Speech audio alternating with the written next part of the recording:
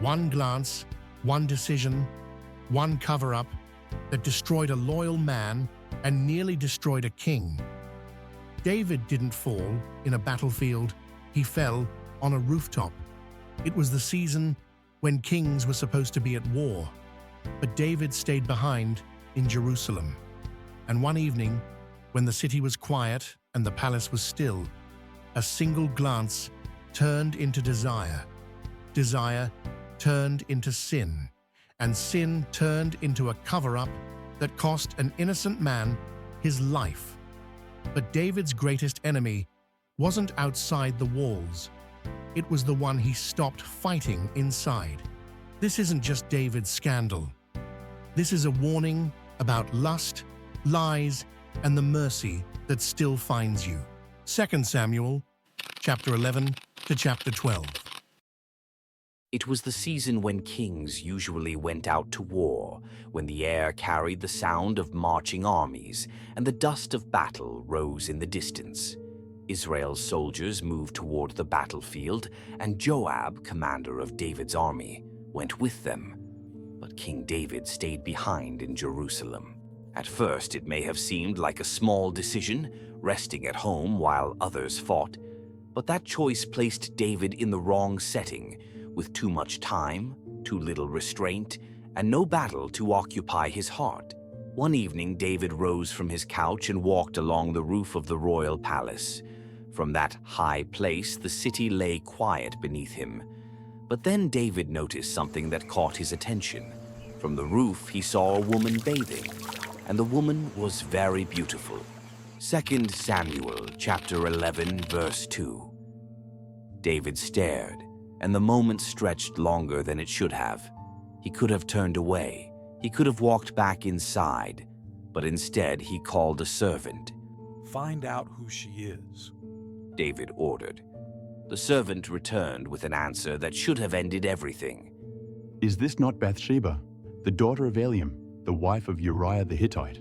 She wasn't available. She wasn't unknown. She was someone else's wife, the wife of Uriah, one of David's loyal soldiers fighting for him at that very moment. Yet David, a man who once trembled before God, now allowed desire to drown out wisdom. David sent messengers and took her, and he lay with her. 2 Samuel chapter 11, verse 4. What happened next would ripple through his household, his kingdom, and his conscience. After Bathsheba returned to her home, days passed. Then a message arrived at the palace, short and terrifying. "I am pregnant." David's heart dropped. The sin he thought would be hidden now demanded an explanation. So, David did what many people do when sin is exposed. He tried to cover it. David sent word to Joab. "Send me Uriah the Hittite." Uriah soon returned from the battlefield, dusty and tired, but loyal. David pretended kindness, asking about the war and the troops. Then he offered Uriah what sounded like a simple reward. "Go down to your house," David said. "Wash your feet, rest with your wife." But Uriah didn't move like a man thinking of comfort. He moved like a man thinking of honor. Uriah answered David with words that cut through the palace like a blade. "The ark and Israel and Judah are dwelling in tents, and my lord Joab and the servants of my lord are camping in the open field. Shall I then go to my house to eat and drink and lie with my wife?" Uriah refused to enjoy peace while the soldiers suffered. That night he slept at the door of the king's house with David's servants, not in his own bed. David's plan failed, so David tried again. He invited Uriah to eat and drink, hoping alcohol would weaken his resolve.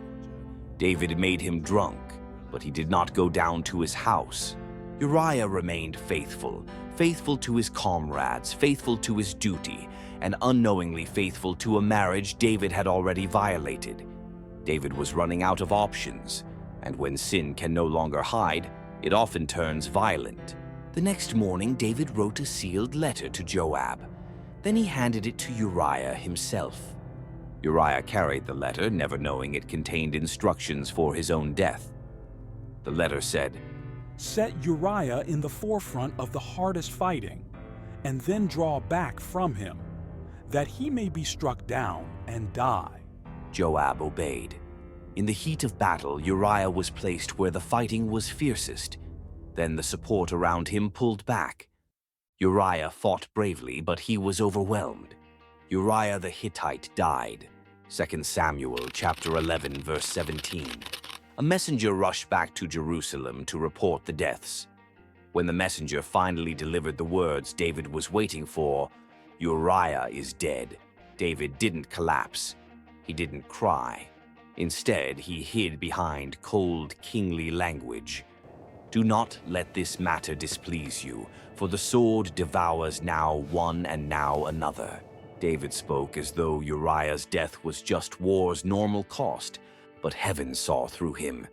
Bathsheba mourned her husband, and when her mourning period ended, David brought her into the palace and made her his wife. Soon she gave birth to a son. From the outside, it looked like a neat solution. Uriah was dead, Bathsheba was David's wife, and the child could be explained. But the Bible ends the chapter with a sentence that lands like thunder. "But the thing that David had done displeased the Lord."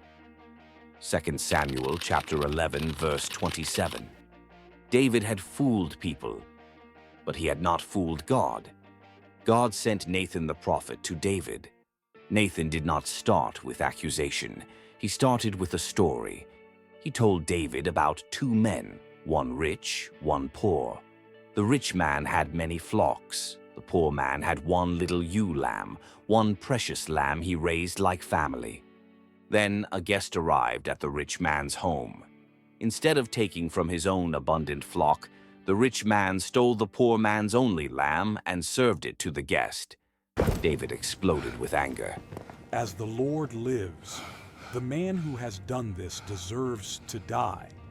Then Nathan looked straight at the king and delivered the sentence that shattered David's false peace. "You are the man." Nathan revealed how God had given David everything: protection, victory, a throne, a kingdom, and yet David had despised God's command. Then Nathan spoke the truth David tried to bury. "You have struck down Uriah the Hittite with the sword, and have taken his wife to be your wife." The palace suddenly felt smaller. The air felt heavier. And David finally stopped pretending. David did not defend himself. He did not blame Bathsheba. He did not blame temptation.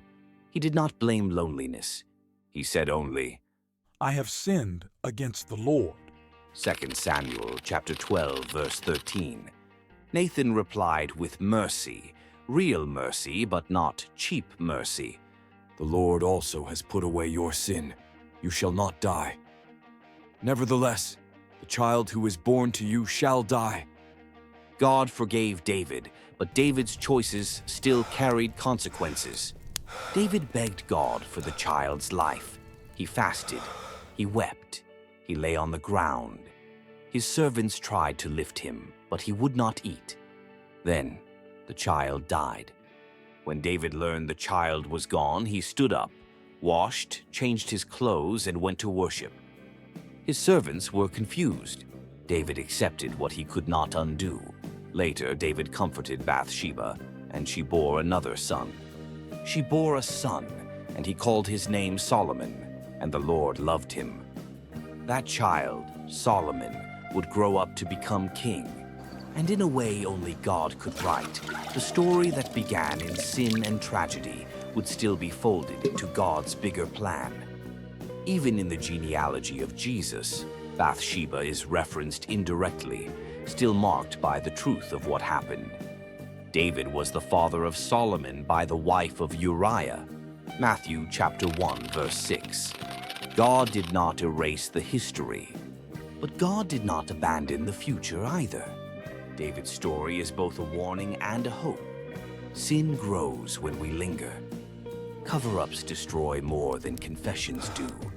God forgives genuine repentance, but consequences can remain even after forgiveness.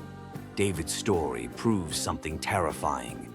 You can love God and still ruin your life if you don't guard your heart.